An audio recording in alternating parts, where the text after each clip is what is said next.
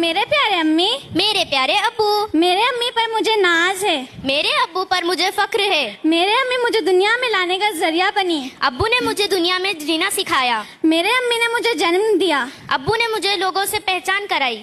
میرے امی نے مجھے بولنا سکھایا، ابو ہمیں لوگوں سے کس طرح بات کرتے ہیں وہ سکھاتے ہیں۔ میرے امی نے مجھے 9 مہینے پیٹ میں پالا، اور جب میں امی کے پیٹ میں تھی تب ابو نے میرے امی کی دیکھ بھال کی۔ میرے امی میرے لیے روزانہ اچھا کھانا بناتی ہے۔ ابو دن بھر دھوپ میں پسینہ بہاتے تاکہ ہم اچھا کھانا کھا سکے۔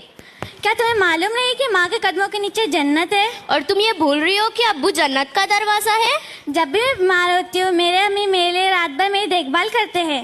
ابو دن رات محنت کرتے تاکہ ہم سکون سے سو سکے۔ تم کہو یا نہ کہو، ماں کا درجہ سب سے بڑا اور بلند ہے۔ نہیں، ابو کا ہی مرتبہ بلند ہوتا ہے۔ نہیں، تمہیں ایک حدیث بتاتی ہوں جس سے تمہیں سمجھ آئے گا کہ امی اور ابو میں سے کس کا مرتبہ سب سے بڑا اور بلند ہے۔ اچھا بتاؤ۔ آپ صلی اللہ علیہ وسلم کے پاس ایک مرتبہ ایک صحابی آئے، انہوں نے پوچھا کہ امی اور ابو میں سے کس کا مرتبہ سب سے بڑا اور بلند ہے، تو ہمارے نبی نے فرمایا امی کا۔ وہی صحابی نے دوسری بار وہی سوال ہمارے نبی سے پوچھا، تو ہمارے نبی نے فرمایا امی کا۔ تیسری بار وہی سوال صحابی نے ہمارے نبی سے پوچھا کہ کس کا مرتبہ سب سے بڑا اور بلند ہے، تو ہمارے نبی نے فرمایا امی کا۔ جب چوتھی بار صحابی نے وہی سوال کیا کہ امی اور ابو میں سے کس کا مرتبہ سب سے بڑا اور بلند ہے، تو ہمارے نبی نے فرمایا ابو کا۔ اس حدیث سے ہمیں پتہ چلتا ہے کہ امی اور ابو میں سب سے بڑا مرتبہ امی کا ہے۔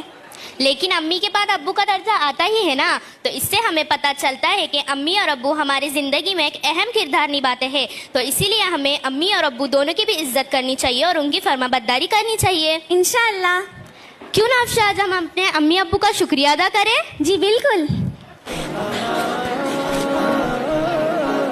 ان کے جو امی ابو ہے وہ ذرا نظر کے سامنے آ جائے۔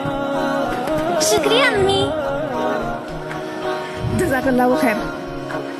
ماشاءاللہ، زوردار تالیاں ہو جائیں ان لوگوں کے لیے۔